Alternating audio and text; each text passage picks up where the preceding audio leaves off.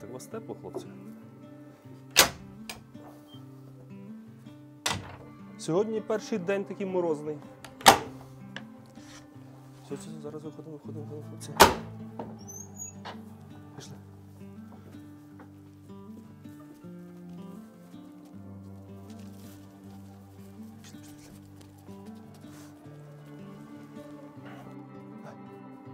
Давай. Жени їх, давай, пішли. Погнали, пішли. Зеник. Йдем. Знаєш, це історія про те, як чувак, який в Києві був топ-менеджером в компанії, кайфує від того, що прибирає стайню з альпаками.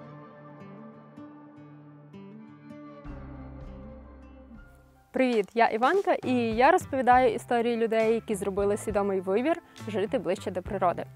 Сьогодні я в гостях у неймовірної сім'ї, які переїхали з Києва в Карпати та будують, розвивають тут ферму альпак. Київські божевільні з альпака. Це Бажан, Яр, Вир, Ілак і Свирид Опанасович. Я працюю на фермі, бо в мене жінка працює в ІТ. Дуже складно буде з освітою і далі з перспективою.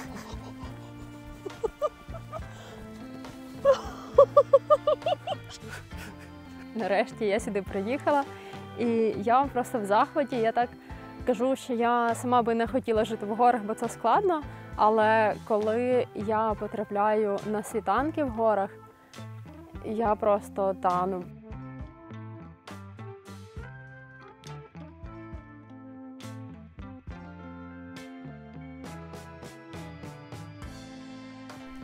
Максим, Леся, а також їх діти Дзвінка, Злата та Дем'ян можуть дивитися це кіно з власного ганку хоч кожного дня. Але найбільшими поціновувачами прекрасного видаються ці двоє – Бабай та Хорив. Не забудьте підписатись на канал, поставити вподобайку і написати в коментарі, яка з тварин, які ви побачите на цьому відео, ваша улюблена. Друзі, а ще сьогодні ми розіграємо 2 ночі в хатинці на фермі за донат 100 гривень. Посилання в описі до відео, долучайтесь. А тепер заварюємо чай, вмощуємось на інтерв'ю і давайте говорити. Як ви докотилися до такого життя? Напевно, ми скоріше не докотилися, а вилізли нагору. Ми зараз живемо в хаті мого діда і баби. Я тут виросла, але основну частину нашого дорослого життя ми прожили в Києві. З Максом я познайомилася в Києві. Там у нас народилося 3 прекрасних дітей, собака, але, напевно, нам якось ставало тісно в квартирі, і ми хотіли кудись виїхати за місто, переїхати. Почали мріяти про будинок, приміряти різні варіанти, але без якихось конкретних планів. Точкою для такого активнішого та прийняття рішення, напевно, став ковід. В ковід ми всі перейшли працювати з дому, і це стало таким моментом, де ми почали активніше обговорювати, чи варто нам взагалі жити в квартирі, якщо я все одно сиджу весь час в квартирі, вже немає прив'язки до офісу настільки серйозної. І ми досить активно і довго, напевно, десь рік, обговорювали переїзд за місто. Ми спочатку дивилися Київську область, думали десь під Києвом знайти земельки і побудувати хатинку. Але Леся була розбалована карпатськими масштабами, тому що в неї в горбах було там понад 3 гектари землі. То вона, коли дивилася на 10-15 сотоків, вона казала: «Боже, а що ми тут побудуємо? А де в мене буде садок? А де в мене буде там город?»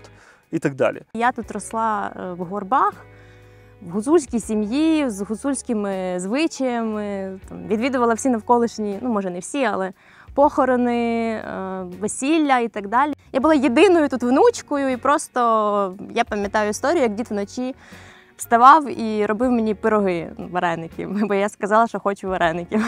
Тобто, десь так. Я тут, напевно, в дуже хороших умовах виростала. Дуже багатьох дітей травма, коли вони жили в селі, тому що доводилось там копати картоплю і працювати, то у тебе супертеплі спогади. Ні, я прям пам'ятаю, що сусідські діти дуже багато працювали, а бабуся мені не треба і не давала мені там щось такого робити сильно складного, тому я тут більше тусувалася з телятами, в нас весь час були корови, був кінь, свині. Осінь перед повномасштабним вторгненням ми почали робити дорогу сюди. У нас була ідея побудувати будиночок під здачу. З 2 спальнями, оренда, в горах, для того, щоб налагодити собі там пасивний дохід. Така була ідея. Так. Ми зробили дорогу і почали готувати план, проєкт. Ввійшли з цим в зиму, і в лютому почалось повномасштабне вторгнення. І от 26 лютого ми приїхали сюди з речима, з дітьми, з бабаєм. І буквально за перший місяць ми зрозуміли, що ми будемо тут залишатися, жити. Я не пам'ятаю вже якийсь конкретний момент, коли я придумала альпак. Це, до речі, я придумала. І в мене є, я нещодавно перечитувала якісь свої нотатки за 21 рік, тобто ще до повномасштабної війни, і там було переїхати жити в Карпати і ферма альпак. Тобто це не щось, що ми придумали вже потім. Воно в мене було, але це була якась така божевільна мрія, може на пенсії, тобто явно не зараз, коли в нас там активне якесь життя робоче, корпоративне, там маленькі діти і так далі. А розкажіть, будь ласка, ким ви працюєте і взагалі в житті до переїзду в гори, і що змінилося після переїзду? В мене нічого не змінилося, по суті. Я працюю в міжнародній IT-компанії, керую проектами. І для мене скоріше змінилося все в ковід, коли з офісів ми перейшли на роботу з дому. Я теж навчалася програмуванню. І хоч не обрала цю професію собі по життю, все одно це багато мені дало. Мені простіше розбиратися в нових програмах, розв'язувати проблеми ефективності і таке інше. Взагалі, в ідеалі, я думаю, ці навички потрібно давати ще з дитинства, зі школи. Тому сьогодні порекомендую вам мережу IT-академій GoITeens для дітей віком від 4 до 17 років. Це гарний спосіб направити у більш корисне русло тих дітей, які, наприклад, вже захоплюються іграми. Технології мають безліч напрямків, і щоб познайомити з ними, GoITeens має курси для різних вікових категорій, починаючи від логіки для малюків, закінчуючи дизайном та програмуванням для старших. Ви можете жити будь-де і всього лише з доступом до інтернету давати дитині навички сучасних професій та розкривати нові таланти. А за промокодом BLOG700 ви отримаєте знижку 700 гривень на першу оплату. Всі посилання в описі під відео. Приїхала спеціально на перший сніг зняти цю рекламну інтеграцію. Який гарний! Я працював до ковіду директором з комунікації в різних компаніях. Мав такий, знаєте, корпоративний стиль життя. Я звільнився, хотів там поміняти напрямок роботи, але змінив не просто там компанію, а змінив стиль життя. Тому що ми прийняли рішення переїхати в горби. І тепер я займаюся тим, що вивчаю таке ремесло, як фермерство.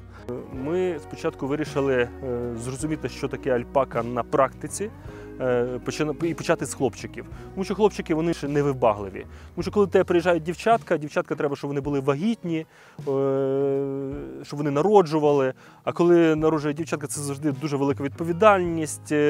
Тому ми вирішили спочатку почати з хлопчиків, а наступної весни ми хочемо завести дівчаток, які вже будуть там народжувати нових альпак. Так, це хата моєї бабусі і мого діда. Вона з 66-го року, тобто це відносно нова гуцульська хата. На її місці колись стояла стара хата з гонтою. Це ми зараз в хоромах знаходимося. Хороми – це як коридор, прихожа, такий великий простір в гуцульських хатах. Це в нас кухня. Я маю пару дуже таких смачненьких відео, який тут був треш. Це креденс, ми його досі не відреставрували, але хочемо дуже, просто у нас просто не доходять руки. Цей креденс робив тато мого діда. Це кімната, яка раніше була основною жилою кімнатою, де відбувалося все життя. Піч функціонуюча, і раніше це була і обігрів, і приготування їжі собі, свиням. Зараз ми вже нею не користуємося, бо в нас електрика. Але, в принципі, вона робоча, і коли були блекаути, то дуже виручала. У перші 5 місяців ми щось приходили до тями, щось там намагались просунути речі якось, щоб це. А потім вирішили прокачати будинок. І зробити його комфортним для життя. Тобто тут електрика була дуже примітивна, була одна розетка і одна лампочка. Ми розвели всюди електрику, зробили її ретро. Тобто це зовнішні такі кабелі, на керамічні такі елементики вони кріпляться. Тут стало досталь розеток, і побілили. Зробили косметичну побілку, тому що білий колір він нейтральний. Гуцули дуже люблять сині кольори. І рожеві. І жовті. В нас була хата всередині синя. У нас тут водяне опалення, тобто є батареї. Зробили так, щоб можна було за допомогою Wi-Fi в телефоні нажати кнопочку і в тебе вже працює опалення. Це як холодна кімната. Тут тримались холодці і все, що мало зберігатися, ніби як в холодильнику. Як бачиш, ця кімната мультизадачна, виконує різні функції. І вітальня сюди наша помістилася київська, і наша спальня київська, і Дем'ян тут з нами живе, і гардеробна в нас тут. Плюс-мінус мінімалізм. Тобто це не можна назвати мінімалізм, тому що нам треба було сюди розмістити меблі з нашої київської квартири. Але вже як є. По відчуттях, ніби дійсно ти в себе вдома, в Києві ми звикли на цьому дивані сидіти, і він тут і є. Тобто ми навіть особливо і не скучаємо за квартирою. Штука така, що це місце, ми приїжджали, щоб відпочити. На тиждень приїжджали, на 2 тижні, в різні періоди нашого життя. Але ніколи не приміряли це місце на себе з точки зору постійного проживання. Приміряли, ну чому? Я приміряла. Добре. Леся приміряла, я не приміряв. Тому що я розумів, немає дороги, далеко від цивілізації. Насправді це такі умовності, тому що коли ти тут вже пожив, і ти розумієш, що тобі їхати 20 хвилин до міста, в якому є практично все, тому що там є нова пошта, супермаркети, школа, якісь кав'ярні, ресторан. Тобто такі базові речі, можна сказати. Тому, коли ти живеш на горбі і цивілізація поряд, в принципі, тоді це вже легше приміряти на себе. І зрозуміти, що тут немає нічого такого надскладного. А розкажіть про перший приїзд Макса сюди, у 2007-му. З Максом ми познайомилися у 2005 році в Києві, і в 2007-му я привезла його сюди вперше познайомитись з бабусею, з дідом. Такий був презентація чоловіка. Ми ще тоді не одружені були, ми тільки зустрічалися. І я пам'ятаю, що ми приїхали, і це був такий класний період, це був якраз поліг. А поліг – це найжестячніша жесть, яка може бути тільки, в принципі, з точки зору кількості роботи. Я думаю, що це буде перший і останній раз, коли я приїду, допоможу з косінням трави. Ні, дивися. І все, більше я цим не буду займатися в житті. Покажу, що я можу. І зараз вже тут є різні способи, як справлятися з цією травою. Раніше це був такий суто хендмейд процес, була толока, приходили косарі, десь 12 людей, 12 чоловіків з косами, всі косять цю траву, а потім з греблями приходять жінки, бо це жіноча, вважається частина роботи. Баба зацінила, що все круто, але після того він дуже багато років казав, що він не поїде. У нас є така штука, як оборіг. Тут зберігається сіно.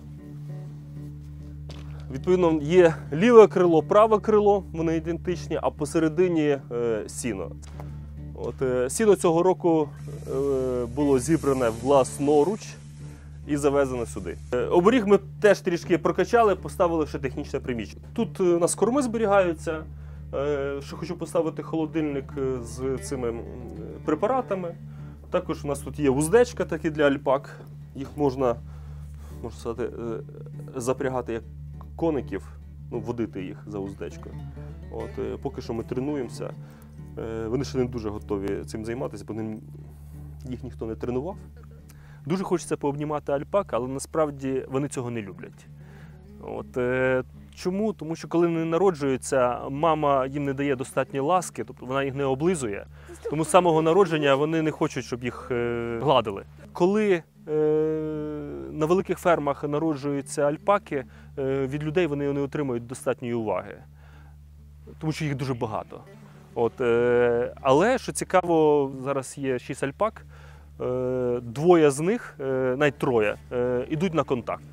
Інші 3, зрозуміло, що вони виросли на більшій фермі, вони не так контактують. Вже наступне покоління альпак, яке народиться вже тут, ми будемо їх залюблювати. Тому вони зразу будуть йти на контакт ще з малички. Так, це мій кабінет, це була кімната, де був верстат, баба з дідом тут ткали ліжники, я щось там бігала, їм допомагала, якісь гушки мотала. А зараз ми тут облаштували мені офіс, це мій хоум-офіс з таким красивим видом на гори. Тут у всіх, до речі, такий вау-ефект, хто сюди не піднімається, такий вау. А тут якісь таке, знаєш, як відчуття, наче ти в космічному кораблі летиш і управляєш світом.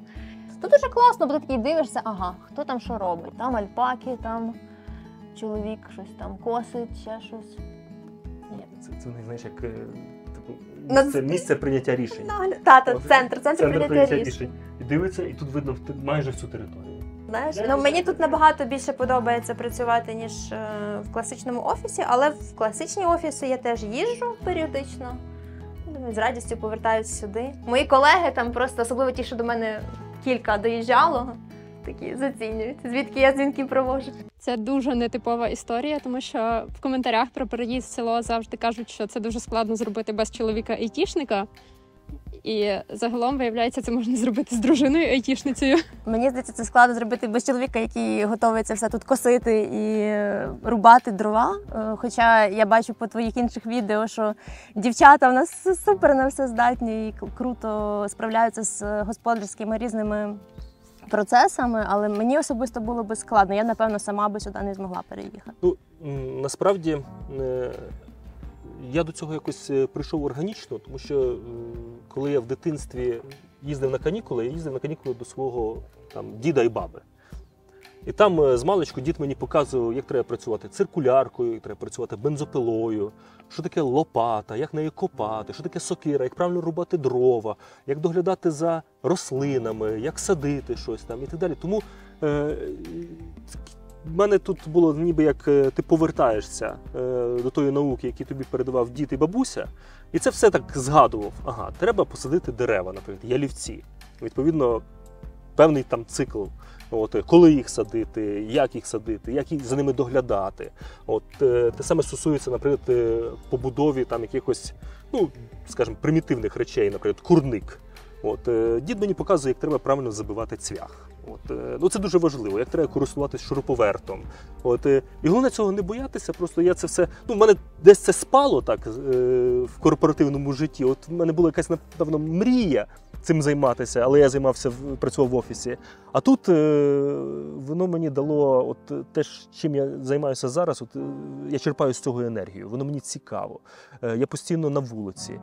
Але одночасно це нелегко, тобто треба покосити 3 гектари землі, треба там зрубати дерева, треба їх поколоти, треба їх попилити, скласти, я навчився користуватися мотоблоком, треба зорати там якусь ділянку, щоб засіяти газон. Оцей газон, на якому ми сидимо, тобто це моє дітище, тобто я його там доглядаю, поливаю. Альпаки мені допомагають цього року його стригти. Тобто дуже багато моментів. Наприклад, дорога сюди не завжди ідеальна, за нею треба теж дивитися. Треба наймати екскаватора, привозити щебень, слідкувати за цим всім. Мені подобається, як тебе горять очі, коли ти про це все говориш. Дорога, трава, ялівець. Це правда, Макс реально від цього кайфує. Тобто до нас часто приїжджають наші друзі, знайомі, і дуже цікаво відслідковувати реакції їх, бо навіть по питаннях. І це треба робити кожен день, або і це ти робиш, і це ти сам робиш. І видно, що в людей така, не у всіх є до цього бажання таке. Ну, але це, можливо, треба спробувати пожити, те, що ви казали. Ви просто вимушено тут опинилися нам на місяць. Ну, ти розумієш, воно і вимушено, і ні, тому що у нас був вибір. Ми могли поїхати за кордон, і моя робота пропонувала релокацію. Тобто це якесь було таке рішення, не знаю, за покликом серця, напевно, бо навіть підсвідомо для мене це місце – це якесь найбезпечніше місце психологічно в світі. Колись, коли стався Чорнобиль, мене тут залишили, я тут росла, і це така вже була, ну, знаєш, зв'язок психологічний, що апокаліпсис. От, моє місце в горбах. Тобто це як це? Нерозривні речі. Так? Хлопаки, будете моркву? Ідіть сюди. Іди. Ого, іди сюди, іди. Іди. Будеш? Так. Які вони.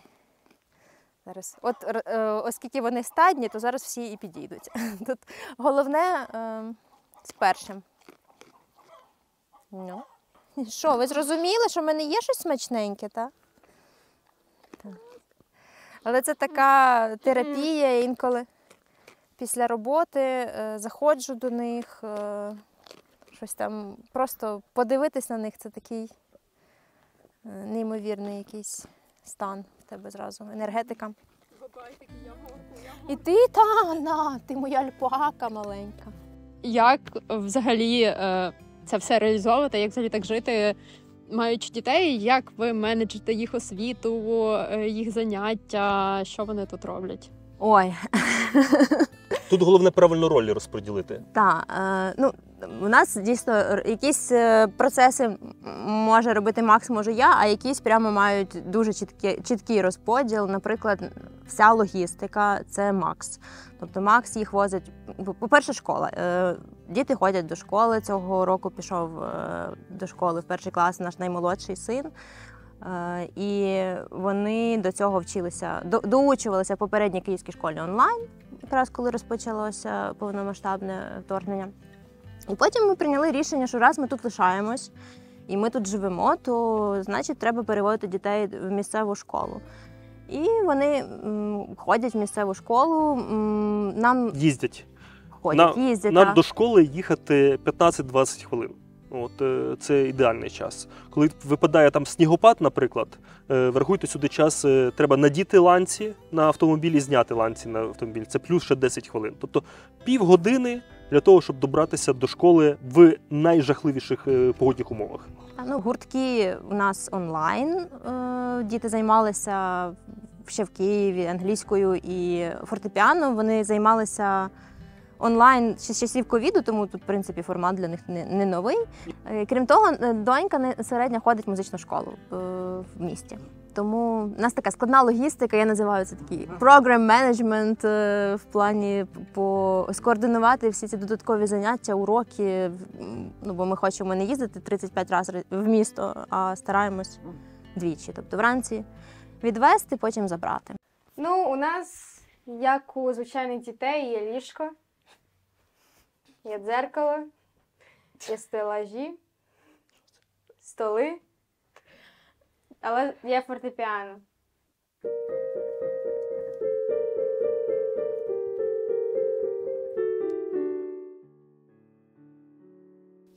Ми вчимось грати на фортепіано онлайн з вчителями, з якими ми ще в Києві вчились.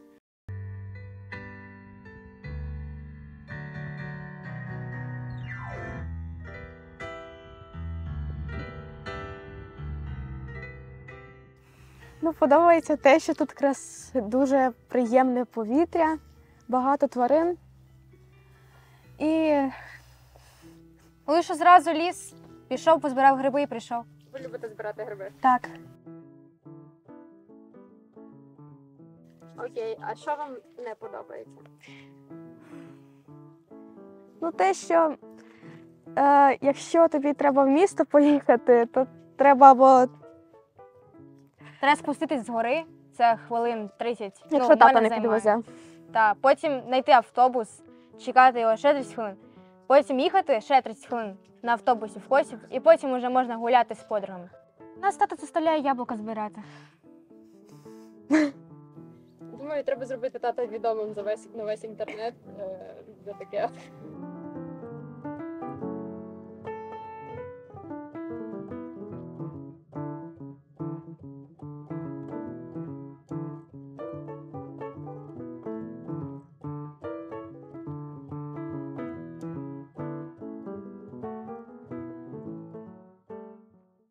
Багато людей, які цікавляться життям в селі і хотіли би переїхати в село, але мають дітей дошкільного або шкільного віку, бояться, що своїм переїздом вони заберуть у дітей дуже багато можливостей, які б ці діти мали в місті.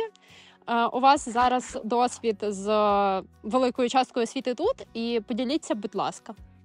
Ну, я точно так само мислила, мені теж було страшно, точніше, в момент, коли ми вже приймали ці рішення, зовсім були інші умови. Тобто тут уже ти не переживаєш, ти забираєш дітей якісь можливості, коли насправді альтернатива – це ти там бігаєш в підвал по кілька разів на день і ніч. Тому, ну, мабуть, якби не ця умова, то навряд чи, мабуть, ми і наважились би переїхати, бо це дійсно таке складне рішення, і ти починаєш зважувати, а що то, а що як все. Але зараз уже по факту, живучи, навчаючись тут, ну, я не можу сказати, що це якась проблема. Діти адаптувалися всі, в них є друзі, у них іде навчальний процес, чудова школа, прекрасні вчителі. Чи ідеальна у нас система освіти? Ні, ну, звичайно. Але Є дуже такі виняткові переваги маленького містечка. Всі один одного знають. Всі дуже позитивні, всі дуже людяні. Тобто це не деперсоніфіковане велике місто, там, де йде потік просто. А тут всі набагато людяніші. І це дійсно дуже так... Нема байдужості. Нема вчителі байдужості. Це дуже зацікавлені. Ну, в принципі, так, все клас. І я, що я хочу сказати, що я абсолютно впевнена, що ми даємо найкраще можливе дитинство своїм дітям зараз. Вони живуть на природі, в екологічно чистому місті. Вони бачать, як ростуть овочі, як ростуть тварини. Як береться яйце? Звідки береться яйце? Як вони розуміють, як виглядає корова. Ну, тобто, я зараз ніби це жартома кажу, але в мене реально є знайомі, які там не бачили, наприклад, корову до якогось там 30-літнього віку.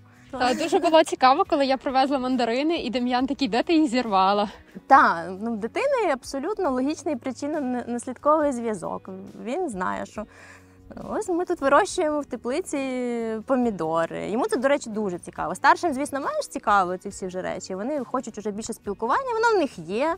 Звичайно, що трохи там складніше, ніж у місті. Їм треба, якщо дуже хочеться, і з татом не домовились, щоб він їх завіз, то це треба йти пішки до автобуса. І я впевнена, що це там їх турбує. Але у них дуже така мотивація. Зато скільки кроків дитина проходить, щоб добратися до автобуса. І коли кажуть, що там батьки приїхали в село, але діти все одно кудись поїдуть, я завжди кажу, і слава Богу, і повинні їхати. Так, звісно, і якщо вони насправді не жаліються, вони розуміють обставини. І вони бачать, що в нас тут класні плани і класні мрії. Чи вони захочуть їх продовжувати, я не знаю. Я не хочу навішувати на них якісь свої очікування, що ось це ось ферма і ви маєте нею займатися. Ми не заставляємо. Є, звичайно, якісь там прохання до них по господарству мінімальні, все-таки вони теж тут живуть і їдять. Але в цілому я їм завжди кажу, вчіться, поїдете куди хочете, світ великий. Тобі подобається жити на горі? Так. А чим ти тут займаєшся? Альпаками. Альпаками і курочками. Альпаками і курочками? Так. І що ти робиш? Курочки забираю яєчко.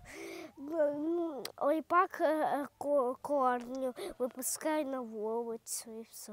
Ти прям газда? Отак займаюся. Іду брати яєчко.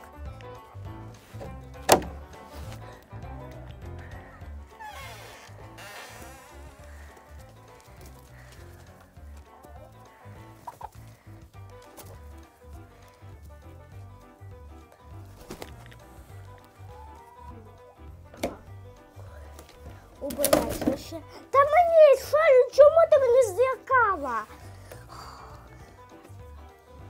Так.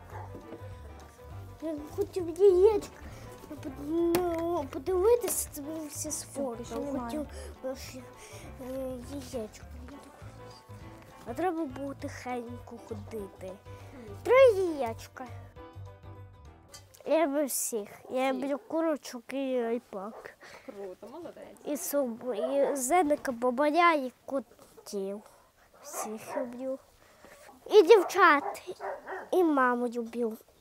І люблю тата, і люблю Іванку.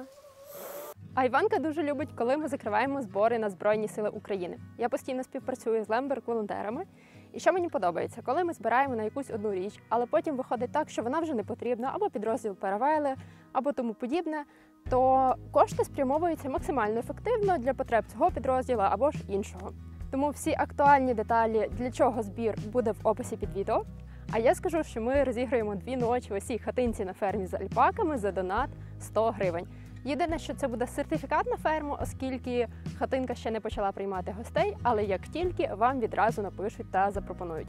Якщо ви донатите з Моно, берете участь в розіграші автоматично, 100 гривень 1 шанс, 200 гривень 2 шанси, 5000 гривень 50 шансів. А якщо ж з інших банків, то попрошу вказати ваш контакт в коментарі. До того ж, всі, хто задонатять будь-яку суму на банку, отримують маленький подаруночок. Це посилання на відео з кадрами, які не увійшли до цього відео. Я спочатку думала поставити це наприкінці, але в Ютубі туди майже ніхто не додивлюється, тому поєднаємо цікаве з корисним. Курник в нас робив тато. Тут була така частина закинута стайні, багато дошок. Він це все прибрав і зробив курник, бо я дуже хотіла курей. Спершу їх хотіла тільки я, але потім захотіли їх всі. Зараз у нас 17 курочок, жіночий колектив повністю. Різні тут є породи, є барневельдери, є американи. І ще є кілька порід хочу. Словом, курник – це така якась моя віддушина. По-перше, ми так з Дем'яном математику вчимо потрошки. Він ходить, яйця збирає, рахує. Крім того, взагалі класні контрасти, коли ти там виходиш з дзвінка робочого, де ти там, не знаю, поговорив з Бостоном, вийшов, зібрав яйця в курник і повернувся назад за комп'ютер. Це так переключає добряче. Мені взагалі подобається змінювати цю культуру сприйняття, яка є, оцей стереотип, знаєш, що курник – це щось таке немодне, що треба ховати десь і взагалі воно смердить. І, не знаю, модні дівчата не мають курника, не знаю, курник – це модно. Я з вами хотіла ще поговорити про ферми майбутнього, бо в Україні це ще так зароджується, тому що у нас складно заробляти гроші. Маленькі локальні ферми у нас поки не дуже популярні. Ви одні з тих людей, які формуєте новий погляд на ферму, новий підхід. І хочу вас теж про це розпитати. Мені здається, є запит в суспільстві, в принципі, на такого виду відпочинок. Особливо, коли почався ковід, люди стали якось більше шукати місць, де їм поєднатися з природою, не знаю, помедитувати. І в цілому цей тренд на деурбанізацію, він такий в процесі формування, чи вже може навіть і є.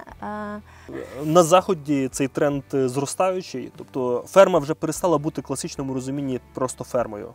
Вона починає обростати якимось новими додатками бізнесовими. Ти можеш пожити на фермі, ти можеш створити певний івент на фермі, ти можеш приїхати і отримати майстер-клас на фермі.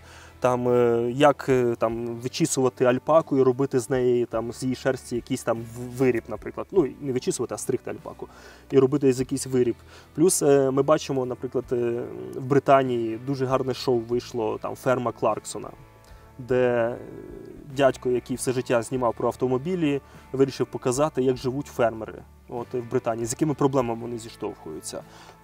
Девід Бекхем навіть той самий має ферму, де в нього є курочки, вулики з бджільми, теплиця, теплі грядки і так далі. Потім навіть ферма є в Ніколь Кідман, теж в неї коні бігають, вівці якісь і так далі. Тобто це такий наростаючий тренд, який показує, що є, наприклад, органічний там город, є єднання там з тваринами. Арнольд Шварценеггер має віслюка, за яким він доглядає постійно, там ранком виходить і чистить там в нього. Тобто це не є чимось таким, знаєш, ну... Це вже більше не про потребу там, Так. вживання, бо тобі Це треба про стиль харчуватись, життя. а це про стиль життя, про тримання якогось свого ментального стану, про якість життя. І тому я переконана, що це буде набувати і далі популярності, і в цьому є великі перспективи. Просто хотіла сказати, що якщо ви бачите відео з Девідом Бекхемом і хочете мені його скинути, то не треба, тому що мені вже його скинули разів 50. Ми коли приїхали, ми почали з саду, бо це щось таке, що ніби займає час, посадили, і замовили теплицю. Нам теплицю встановлювали, хлопці з Ірпеня приїхали. За 1,5 дні встановили. За 1,5 дні. І мені прийшлось туди завести зверху тачкою 3,5 тонни торфу. Це було дуже так цікаво, насичено і пізнавально. Є відео, як Максим в теплиці готує цю землю, і там просто отакі каменюки, я тобі потім скину. Просто знімаю там шар, типу, 10 Дуже сантиметрів, земля. і там каменюки просто. Урожай вже в нас. Сезон закінчився. В теплиці в нас вже теж майже ми все зібрали. Що у нас тут є? Огірочки були, вже теж нема. Ми вже все навіть і познімали. Помідори ще є. Боже, я цього року посадила фізаліс. Ще ми його чекаємо. Не знаю, чи він ще якось буде дозрівати, але щось таке цікаве. І баклажани. Це у нас кожного року якийсь новий експеримент по овочах. Щось пробуємо новеньке.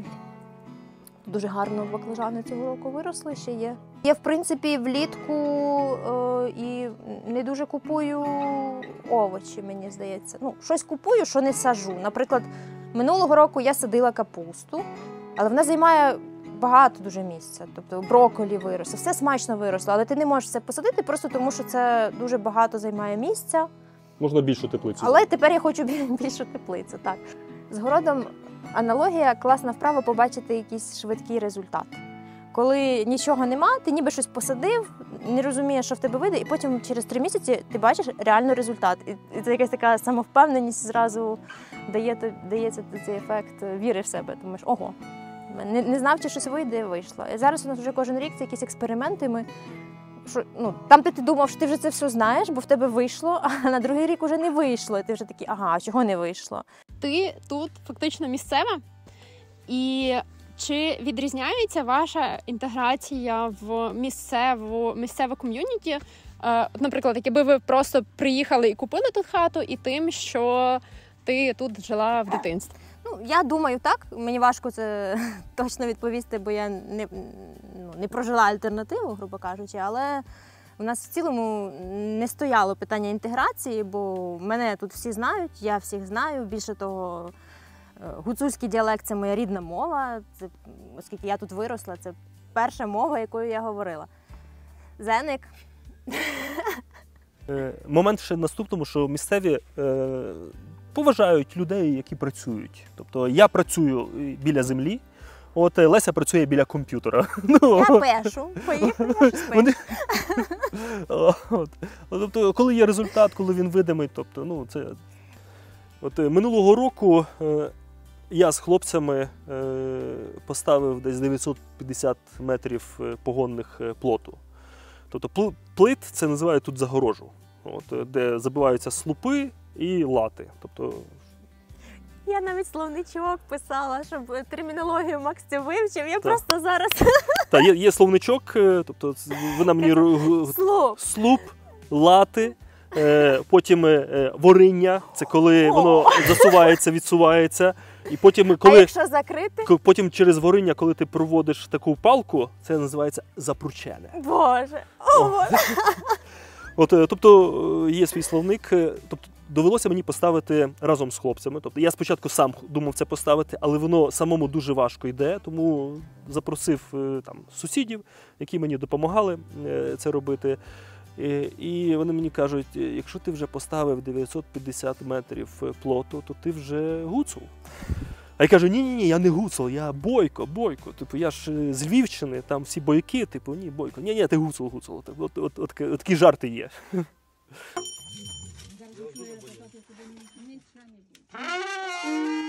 Наприклад, на Різдво колядують тільки чоловіки. Вони одягають там сардаки, вишиті сорочки, там спеціальні шапки такі, рогачі. Але колядують не ці загально там визнані там колядки, а колядки, які написані саме в цих місцях. От, і їх більше ніде ти не зустрінеш. Тобто є такий зошит, який продається з покоління в покоління, де є ці колядки. І в мене така випала нагода минулого Різдва колядувати з місцевими хлопцями, дядьками, які ходили отут по присілках, по хатах найближчих і колядували ці гуцульські колядки.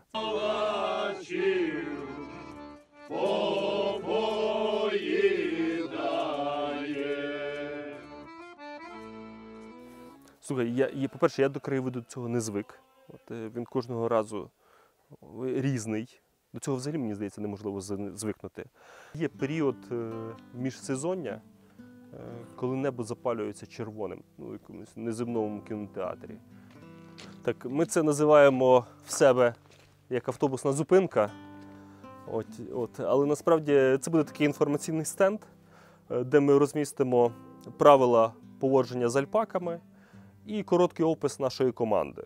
Тобто всі альпаки – це в нас маркетингова команда, потім в нас є курочки – це служба забезпечення, в нас є 2 собаки, Бабая, ви знаєте, це собака, яка всіх залиже, він нас відповідає за зв'язки з громадськістю.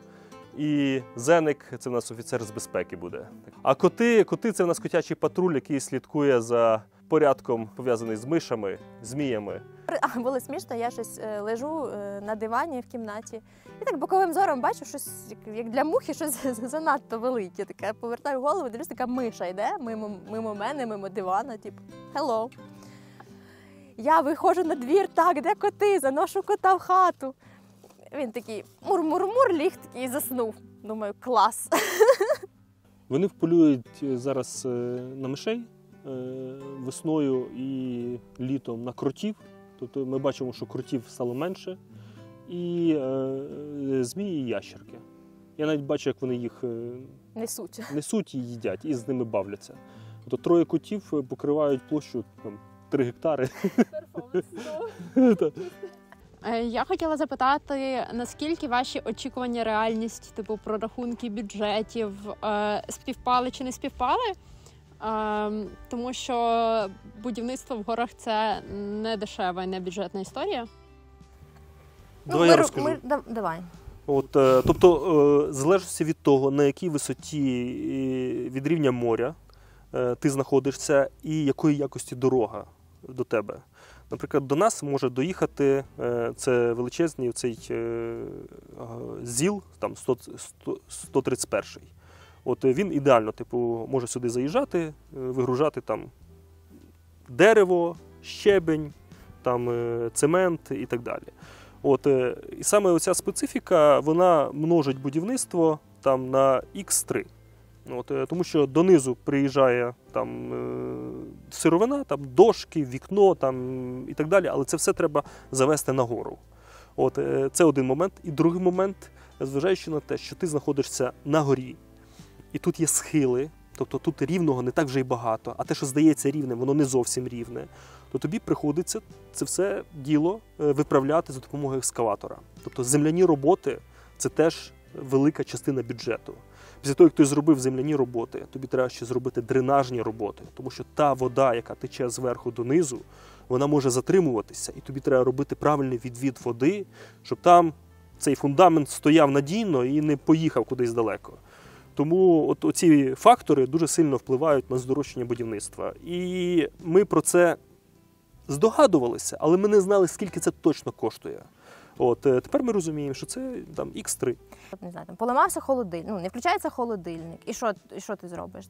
Добре, його можна, звісно, відремонтувати, навіть по гарантії, бо він там ще в гарантійному періоді. Але спустити його, запакувати, відправити, а потім цю саму вправу зробити назад, це просто дуже складна вправа. Тобто для того, щоб замовити мікроавтобус, який заїде сюди наверх, треба заплатити 1200 гривень до Косова і назад.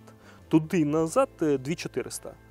От, відповідно, ти береш, розбираєшся. Плюс на новій пошті ще ж відправка. Ти розбираєшся в холодильнику, розумієш, що там згоріла плата. Відкручуєш цю плату, вона невеличка, як конвертик.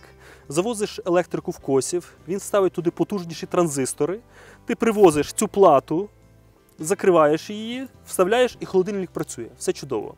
Наприклад, був кейс також з водою. Нам необхідно було великий об'єм води, там 5 кубів, для того, щоб залити фундамент на будинки і стайні. От, треба було ємкістю. Мені там казали, типу, візьми величезну цистерну, привези, наповни її. Тобто, для того, щоб привезти цю цистерну, треба взяти 131-й, це ЗІЛ чи газ, велика машина, 131-й тут називають.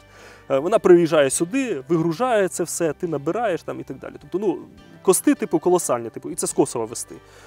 От, я підійшов до цього завдання творче, я поїхав по якихось справах в епіцентр, дивлюся, на мене дивиться такий, знаєш, ПВХ-басейн, який коштує там 3000 гривень. Там об'єм його десь 4,5 тонни. От, це ідеально просто. Тобто, якраз те, що треба. Я цей басейн, який має об'єм, от такий, як великий пакуночок, привожу машиною, розкладаю його, набираю туди кілька разів воду, тому що скважина не бездонна. От, і таким чином акумулюємо там 4,5 тонни. Хлопці були задоволені цим чудовим бюджетним рішенням. Тобто тут творчість треба включати так, теж. Тут творчі підходи, це правда. Приміщення складається з 3 частин: тераса, один бокс, другий бокс. Тут є в нас годівниці для сіна, для спеціального корму і поїлка. Також дали утеплювач на дах, для того, щоб не було спекотно. А зимою була стабільна температура.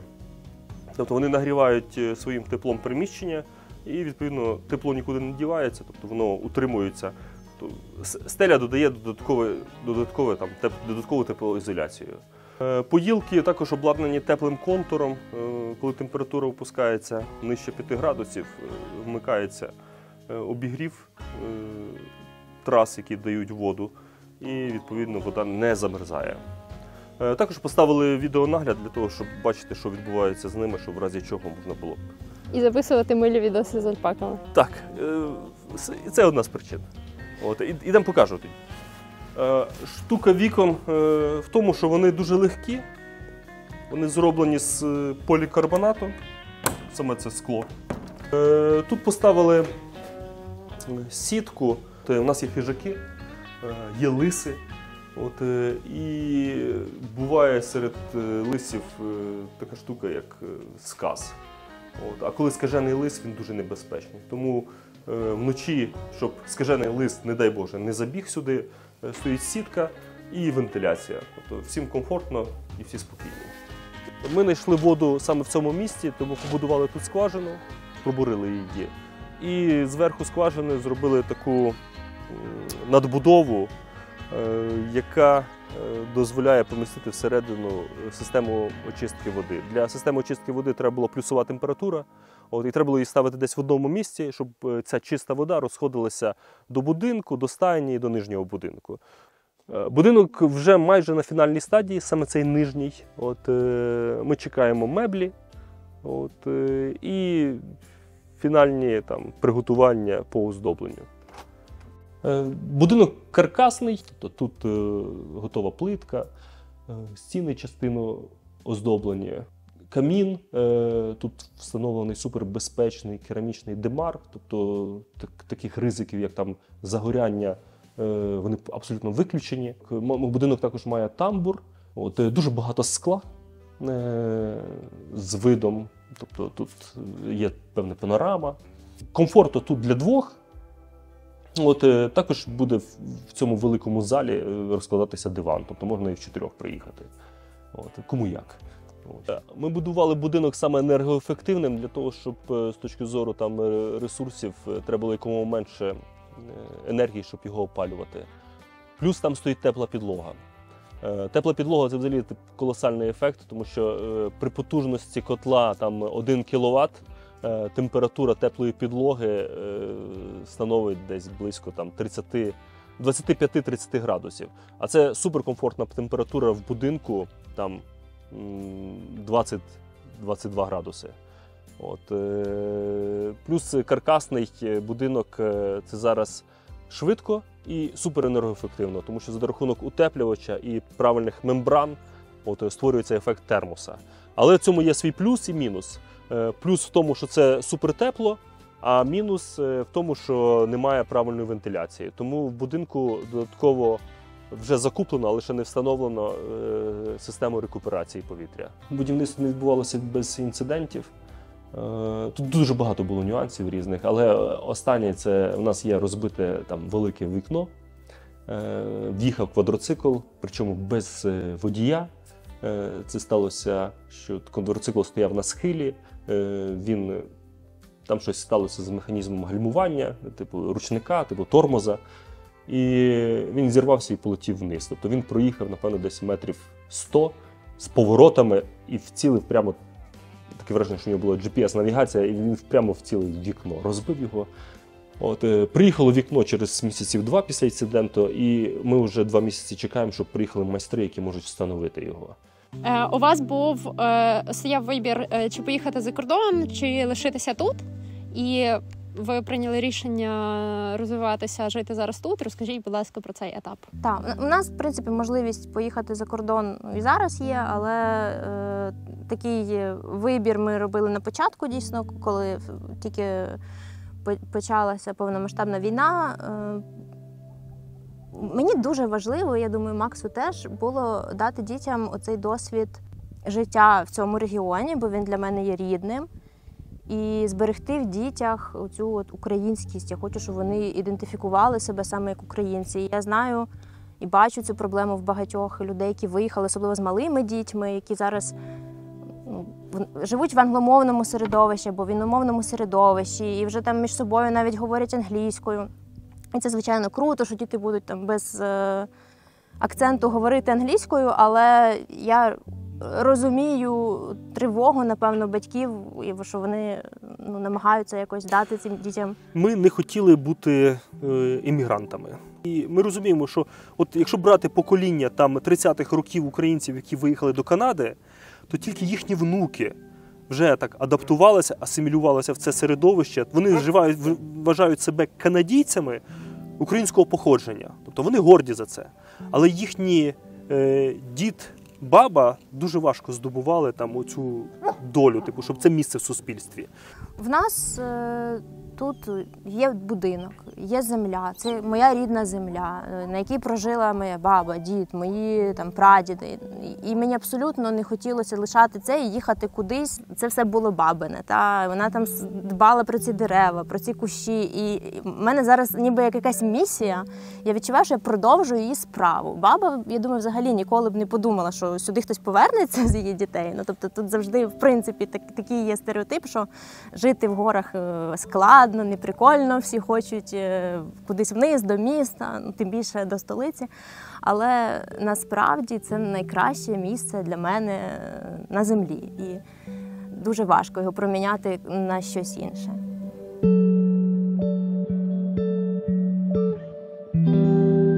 Дякую кожному, хто підтримує проєкт фінансово на сервісі Base від Монобанку. Якщо ви теж хочете долучитися, то можна залишити чайові після перегляду відео, якщо вам воно сподобалося більше, ніж просто на вподобайку чи коментар, або ж підписатися на постійну щомісячну підтримку. В описі під відео я залишу всі контакти Лесі, Максима, Хитрої стайні. Ви можете підписатися і чекати на момент, коли вони відкриються. Нагадаю, що ферма все ще закрита і сюди не можна просто так приїхати. Також я залишаю свій інстаграм та емейл, куди можна писати з пропозиціями співпраці. Беріть участь в розіграші та донатьте 100 гривень на банку. Ви зробите корисну річ, допоможете нашим військовим, а також, можливо, виграєте ночівлю в цьому неймовірному просто місці. І дякую, що провели цей час разом з нами. Сподіваюсь, вам сподобалось. Сподіваюсь, ви надихнулись цією історією. І до нових зустрічей. Па-па!